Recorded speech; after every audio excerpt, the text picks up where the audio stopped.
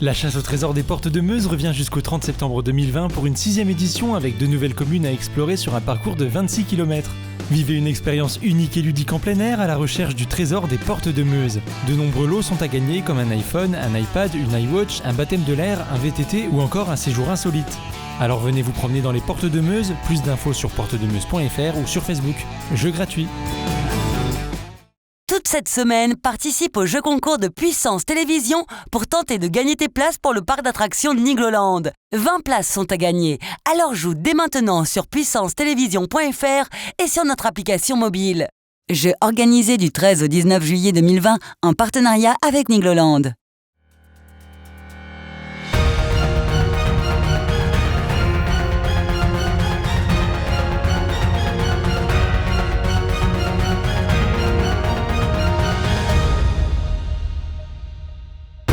Bonsoir à tous, nous sommes le jeudi 16 juillet, soyez les bienvenus dans votre journal. Tout de suite, les titres de cette édition. On connaît désormais les noms des présidents des intercommunalités du bassin de Joinville-en-Champagne et des Portes de Meuse, rencontre dès le début de ce journal. Puis nous partirons du côté de la Houppette, dans la Meuse, où nous étions à l'inauguration des nouveaux locaux de l'entreprise L'Argonnet. Enfin, à Saint-Dizier, un collectif a décidé de se mobiliser contre l'abattage des arbres de la rue Louis-Ortiz.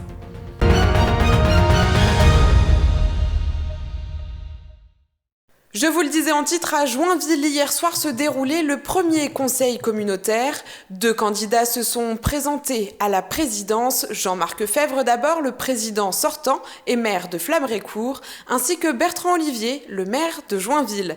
À l'issue du vote, c'est le président sortant, Jean-Marc Fèvre, qui a été réélu. Il a obtenu 58 voix contre 30 pour Bertrand Olivier.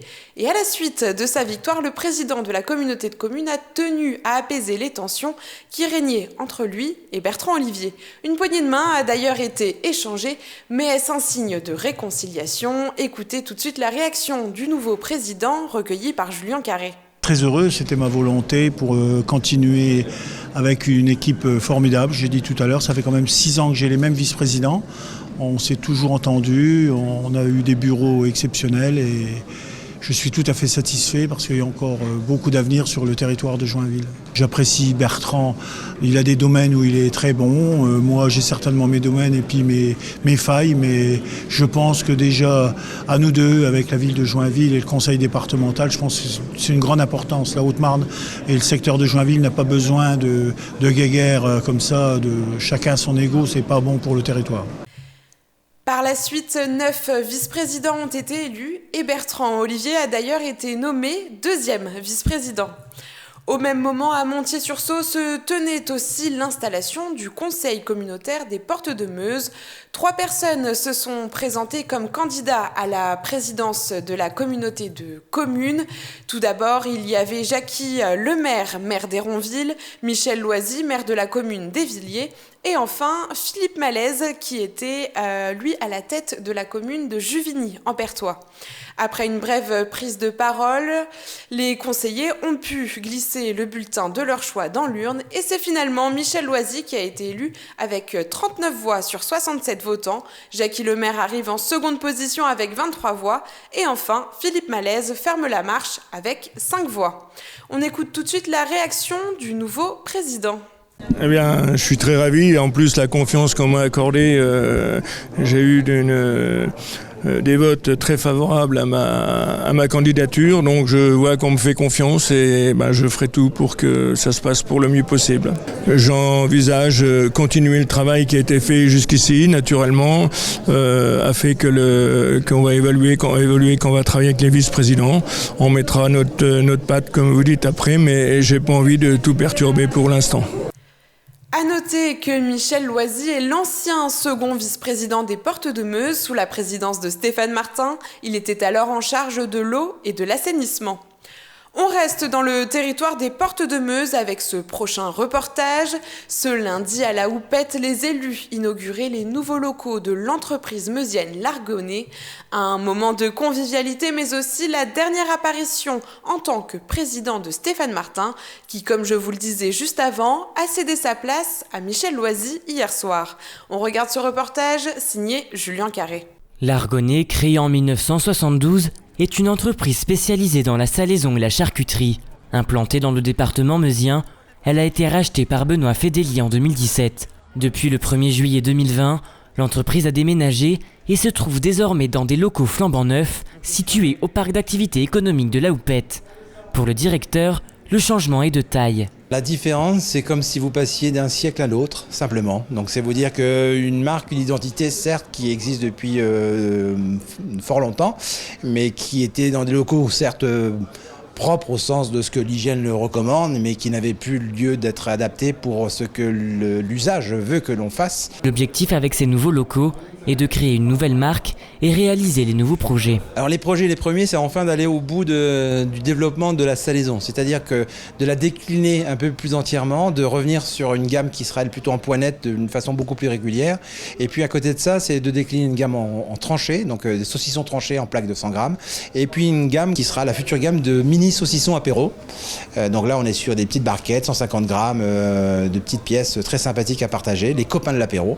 Benoît Fedeli a pu compter sur le soutien de la communauté de communes des Portes de Meuse pour l'implantation de ces locaux. Stéphane Martin, alors président de la Codecom, était présent lors de cette inauguration, un dernier événement public auquel il est fier. C'est une fierté pour moi que de terminer l'ensemble des moments d'adresse sur l'inauguration d'un bâtiment économique. Un bâtiment à vocation économique où on implante une entreprise sur le territoire des Portes de Meuse. Je crois que depuis 3 ans, c'est ce qui a animé la volonté de l'ensemble des élus, et moi le premier, d'avoir à cœur le développement économique des Portes de Meuse. Une extension du bâtiment était nécessaire pour le directeur afin de pérenniser l'activité de salaison. Le GIP Objectif Meuse est intervenu dans ce sens. On les accompagnait dans l'extension parce que c'est un moteur de développement. L'activité, en plus en circuit court, est un moteur de développement important par les temps qui courent. Mais la décision a été prise avant la crise du Covid. Mais en tout cas, on est vraiment en plein dans le cœur de métier du GIP.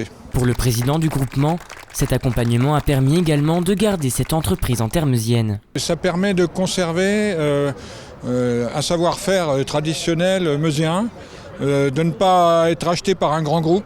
Donc c'est pour ça qu'il y a l'intérêt aussi de l'accompagnement économique pour que ça soit plus facile pour le repreneur. C'est donc une nouvelle aventure qui commence pour le directeur de l'Argonnet et pourra ainsi concrétiser tous ses projets.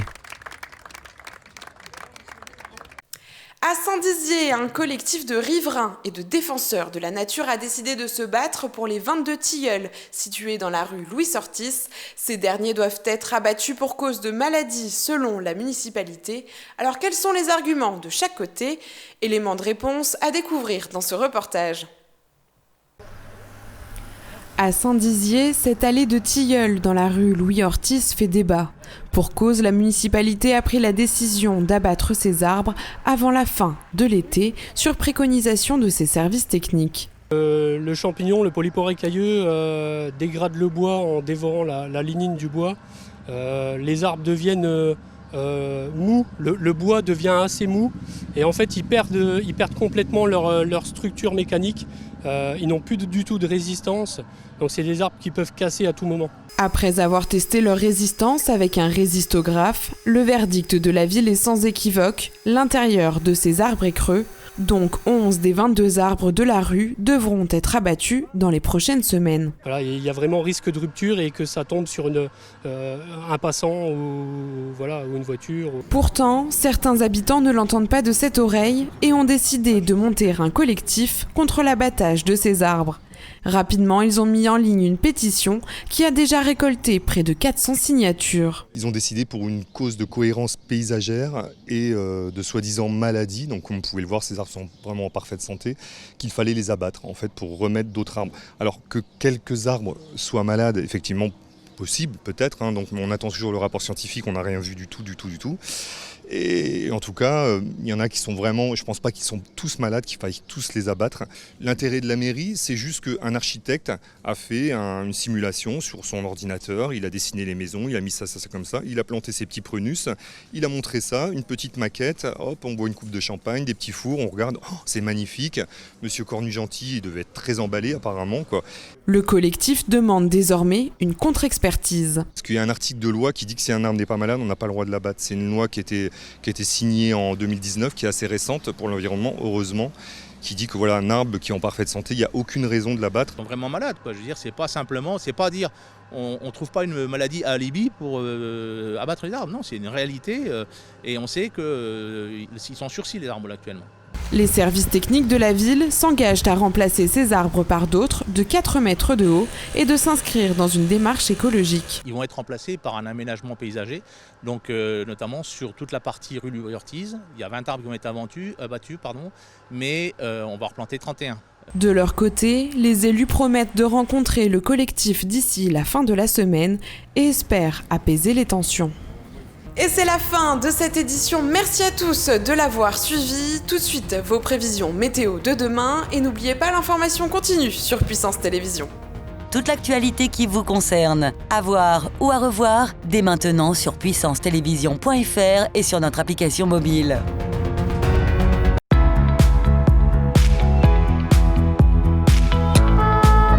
Arrivez sur les lieux à l'adresse indiquée. Bien reçu pour le PCO.